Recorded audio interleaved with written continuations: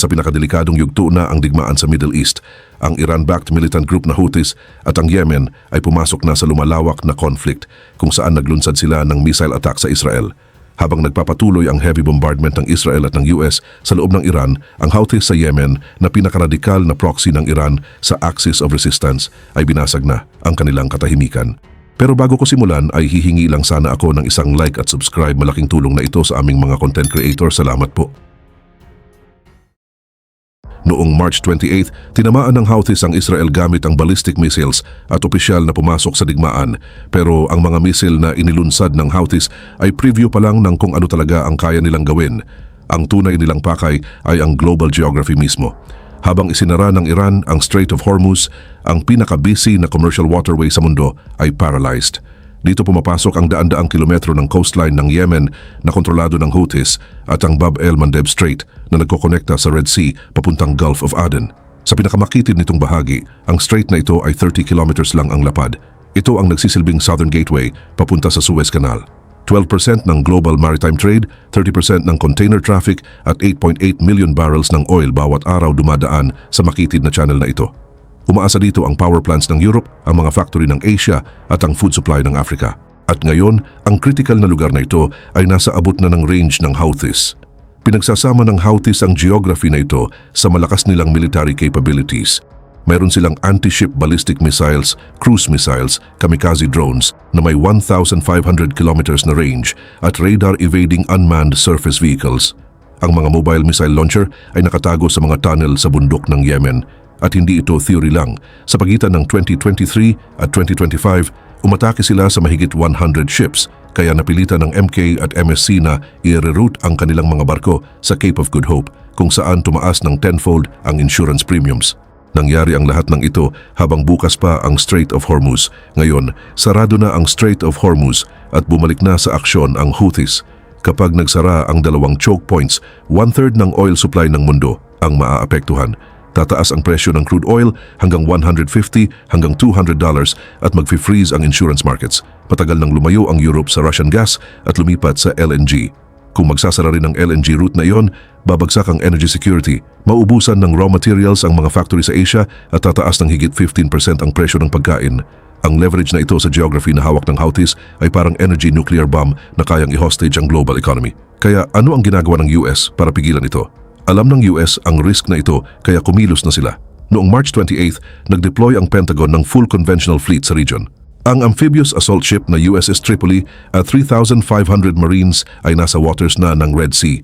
Papunta na rin ang second unit na USS Boxer. Libo-libong elite paratroopers mula sa 82nd Airborne Division ang dinedeploy sa region. Nakastandby ang carrier strike groups, ang F-35Cs, F/A-18 at Aegis-equipped Arleigh Burke-class destroyers ay nakatarget na ang mga armas sa coastline ng Yemen. Ayon sa report ng Washington Post, naghahanda rin ang Pentagon para sa ground operations sa Iran na maaaring tumagal ng ilang linggo. Kasama sa options ang Special Operations Forces at conventional infantry assaults, pero hindi pa malinaw kung aaprubahan ito ni Trump. Ang mga plano ng Washington ay may ilang layer. Una ay ang pagpapalawak ng air at naval strikes. Sa Operation Rough Rider noong 2025, umatake ang US sa mahigit 1,000 Houthi targets at nabawasan ang kakayahan ng grupo ng 50 hanggang 70%. Ngayon, pwede itong gawin sa mas malaking scale. Ang B-1B Lancer at B-52 bombers ay nakadeploy mula sa RAF Fairford sa UK na abot ang Iran at Yemen. Pangalawa ay ang Aegis-equipped convoy escort. Kayang protektahan ng mga destroyer ang commercial ships gamit ang layer defense laban sa missiles at drones. Pangatlo, pwedeng targetin ng Marine Corps ang mobile launchers sa coastline ng Yemen gamit ang precision raids. Ang mga surgical strikes na ito ay pwedeng pahinain ang coastal capabilities ng Houthis. Pero bumabagsak ang planong ito kapag tumama na sa asymmetric advantage ng Houthis. Hindi conventional army ang Houthis. Para pabagsakin ang isang $20,000 na Houthi drone na lumilipad sa himpapawid, kailangan ng US destroyer na gumamit ng $2.5 million na SM-2 missile. Ang mas advanced na SM-6 ay nagkakahalaga ng $5 million. Habang patuloy ang paglulunsad ng drones ng Houthis, parehong nauubos ang budget ng Pentagon at ang kanilang critical missile stockpiles. At ngayon, dahil sa direct conflict sa Iran, doble ang pressure sa mga stockpile na ito. Bawat SM-2 na ginagamit laban sa Houthi drone ay nababawasan ng missiles na pwedeng gamitin laban sa Iranian missiles at bawat destroyer na dinideploy sa Red Sea ay nagpapahina sa puwersa sa Strait of Hormuz. Ang paghahati-hati ng resources ng US ay eksaktong goal ng asymmetric strategy ng Iran. Halos imposible na tuluyang ma-eliminate ang mga mobile truck na lumalabas mula sa mga kuweba sa bundok ng Yemen, nagpapaputok ng missiles at bumabalik agad sa ilalim ng lupa sa loob ng ilang minuto. Pinatunayan ito ng air campaigns noong 2023 hanggang 2025. Bumaba ang attacks pero hindi ito tuluyang tumigil. At kung ang 3,500 Marines ay tumapak sa lupa ng Yemen, haharap ang Washington sa Afghanistan 2.0 trap sa Red Sea. Ang geography ng Yemen, mga bundok na mahirap daanan, walang katapusang disyerto at siksik na urban areas kung saan milyon-milyong sibilyan ang magkakatabi ay ginagawang imposibleng makatakas ang anumang ground operation. Naranasan na ito ng Saudi Arabia sa loob ng 7 years at nabigo sila. Hindi kayang ulitin ng US ang parehong pagkakamali lalo na habang papalapit ang November 2026 midterm elections at lumalaki ang anti-war protests laban sa Iran. Dito ginagamit ng US ang tanging effective card nila, indirect pressure sa pamamagitan ng Saudi Arabia. Kapag isinara ang Strait of Hormuz, pinataas ng Riyadh ang East-West pipeline sa full capacity para maipadala ang oil nila sa mundo. 5 hanggang 7 million barrels bawat araw ang pinapadaloy papunta sa port ng Yanbu sa Red Sea Coast. Ito na ang huling lifeline ng Saudi oil. Pero bawat tanker na umaalis sa Yanbu ay madaling target ng 400 km range missiles at 1,500 km range drones ng Houthis. Ang 1,200 km na pipeline mismo ay sobrang vulnerable din sa gitna ng disyerto. Inilalagay ngayon ng Riyadh ang Hodeidah sa mesa bilang sagot sa existential threat na ito. Hindi na bago sa Saudi Arabia ang Houthis. Ang intervention sa Yemen mula 2015 hanggang 2022 ay nagresulta sa libu-libong airstrikes, ground operations at bilyong dolyar na gastos. Pero nabigo pa rin itong pigilan ang Houthis. Sa halip, lalo pa silang lumakas. Noong 2019 Aramco Abqaiq attack, pinahinto ng Houthi drones ang 5% ng global oil production sa loob lang ng isang gabi. Alam na alam ng Riyadh ang sakit na dulot ng mga karanasang ito kaya ngayon ay economic pressure na ang ginagamit nila imbes na direktang military conflict. Ang port ng Hodeidah ang lifeline ng Houthis. Dito nanggagaling ang pinakamalaking kita nila mula sa customs at trade. At ito rin ang pangunahing daan ng humanitarian aid na nagpapanatili ng buhay ng milyon-milyong Yemeni. Kapag tinamaan o binablokade ang Hodeidah, malaking banta ito sa mismong pag-iral ng Houthis. Plano ng Washington na suportahan ang pressure na ito sa pamamagitan ng pagputol ng oil revenues ng Houthis, pag-block ng arms shipments mula Iran gamit ang naval blockade. 750 tons ng Iranian shipments ang nasamsam noong 2025 at gumagamit din ng pressure mula sa UN Security Council. Ang Western Coalition ay kasama rin. Ang EU Operation Aspidus Naval Force ay pwedeng magbigay ng convoy security sa Red Sea at ang UK ay kasali sa joint strikes kasama ang US. Pero limitado ang capacity ng Europe at kulang sila sa budget at public support para sa long-term na operasyon sa Yemen at may isa pang dimension, ang Gulf Tour ng Ukraine. Ang 10-year defense agreement na pinirmahan ni Zelensky sa Saudi Arabia, Qatar at UAE ay nagbibigay sa Gulf countries ng mas murang interceptor technology laban sa Iranian drones. Pero hindi ito sapat laban sa ballistic missiles at anti-ship capabilities ng Houthis. Pero kung tatargetin din ng Houthis ang Red Sea at hindi ito mapigilan, nakakatakot ang magiging epekto sa global economy. Sa normal na sitwasyon, exactly 21 million barrels ng oil at 20% ng liquefied natural gas ng mundo ang dumadaan sa Strait of Hormuz araw-araw. Idagdag pa ang 6 hanggang 7 million barrels ng oil na dumadaan sa Bab el-Mandeb Strait at ang pinakabisi na container traffic sa mundo. Kapag nagsara ang dalawang choke points na ito ng sabay, higit sa 1/3 ng oil supply ng mundo ang agad na mablock. Sa ganitong shock, tataas agad ang presyo ng crude oil lampas $150. Dahil sa panic buying sa market, pwede itong umabot sa $200 sa loob lang ng ilang araw, pero ang tunay na pinsala ay nasa pagbagsak ng buong global supply chain. Ang insurance ang parang invisible armor ng shipping industry at kapag tuluyang tinarget ang Red Sea, literal na mag-freeze ang insurance markets. Kahit noong mas limitadong crisis noong 2024, umabot sa 2% ng cargo value ang Red Sea War Risk Insurance. Noong panahong iyon, gumastos ang shipping industry ng mahigit $400 million kada taon para lang sa dagdag na insurance dahil sa risk na ito. Sa full closure scenario, mawawala ang tanker insurance. Kapag walang insurance, hindi makakaalis ang barko. Dahil dito, mapipilitang dumaan ang lahat ng shipping traffic sa pinakadulong bahagi ng Africa, ang Cape of Good Hope. Ibig sabihin nito ay dagdag 10 hanggang 14 days sa bawat biyahe at milyon-milyong dolyar na dagdag gastos. Ang full closure ay magpapalaki pa sa $400 million bill noong 2024 at gagawin itong napakalaking asymmetric cost. Hindi lang sayang sa oras ang pag-ikot ng ruta, diretso itong magdudulot ng pagtaas ng presyo ng pagkain.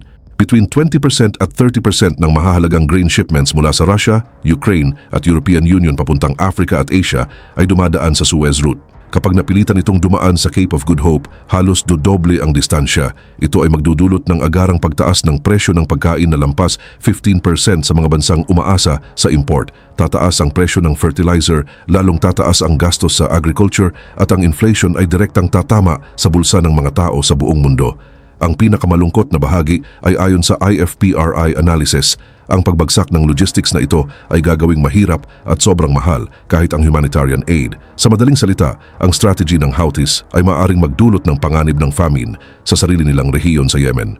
Siyempre, maaapektuhan din ang consumer goods. Noong 2024 crisis, tumaas ng 2 hanggang 4 times ang container freight rates at may ilang ruta na umabot sa 250% ang taas. Sa full lockdown scenario, mahirap nang hulaan kung gaano pa kataas ang aabutin ng freight rates. Ang chain reaction na ito ay magtutulak sa mundo sa kinakatakutang economic quagmire, deep stagflation.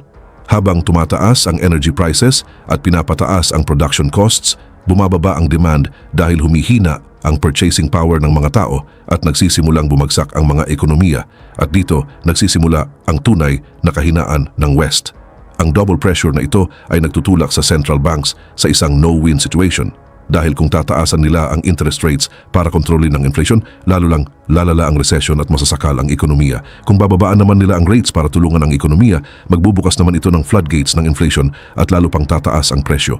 Papalapit na tayo sa pinaka-critical at pinakamatalim na turning point ng analysis na ito. Kung titingnan lang ito bilang crisis ng West, hindi natin makikita ang mas malalim na geopolitical dimension. Ang galaw ng Houthis ay nagdudulot ng matinding tama sa Russia sa likod ng eksena. Para makaiwas sa Western sanctions, matapos ang war sa Ukraine, ganap na isinama ng Russia ang ekonomiya nito sa East, lalo na sa China at India. Milyon-milyong barrels ng Russian oil na ayaw bilhin ng Europe ay dinadala sa Asia gamit ang mga lumang tanker na walang insurance at naka-off ang tracking devices. Kilala ito bilang shadow fleet. Ang mga tanker na ito na umaalis mula sa Black Sea o Baltic Sea ay dumadaan sa Suez Canal at Bab el-Mandeb Strait papuntang India. Kapag isinara ng Houthis ang Red Sea, mapipilitan ng Russian shadow fleet kasama ang commercial vessels na umikot sa Cape of Good Hope. Dahil napipilitan ng ibenta ang oil nila ng mababa dahil sa sanctions, halos mawawala ang kita ng Russia kapag idinagdag pa ang fuel at transport cost ng dagdag 15-day na ruta sa paligid ng Africa. Ang war machine ni Putin ay nakadepende sa cash flow. Ngayon, ang Houthis sa ilalim ng utos ng Iran na pinakamalapit na alay ni Putin ay hinaharangan ng ruta ng pera na ito gamit ang missiles. Bukod pa dito, direktang tinatamaan ng global crisis na ito ang ekonomiya ng China. Bilang isang export-dependent na ekonomiya, haharap ang China sa matinding crisis kung hindi nito maipadala ang mga produkto sa Europe o kung mapipilitan itong magbayad ng $200 para sa energy. Kaya may alternatibo ba? Hindi sapat ang mga alternatibo. Ang Sumed Pipeline ay hanggang 2.5 million barrels lang bawat araw at crude oil lang ang kaya nitong dalhin. Wala itong silbi para sa containers at pagkain. Ang Panama Canal naman ay may problema na sa capacity dahil sa drought at nasa maling direksyon para sa Asia-Europe route. Ang rail multimodal transport ay mahal at mababa ang capacity. Ang kabuuang kargamento nito sa isang taon ay hindi pa umabot sa capacity ng isang malaking container ship. Walang kayang pumantay sa efficiency ng Suez at Bab el-Mandeb. Ang mga missile na pinakawalan ng Houthis papuntang Israel ay hindi lang simpleng galit sa rehiyon. Isa itong asymmetric dagger na tumatama sa puso ng global economy. Sa double straight blackmail na ito, hindi lang US Navy o supply chains ng Europe ang binihag ng Iran. Sa galaw na ito, naharang din ang huling oil routes ng Russia papuntang Asia at napahinto ang export engine ng Beijing. Habang ang Washington na may $1 trillion military ay nahihirapang labanan ng $20,000 na drones, ang Saudi Arabia ay hinihila papasok sa gitna ng panganib para protektahan ng lifeline nito, ang Yanbu route. Naka-freeze ang global trade, naghihintay sa susunod na utos ng Houthis na magpaputok sa pinakamakitid, pinakadelikado at pinakamahirap na choke point ng geography.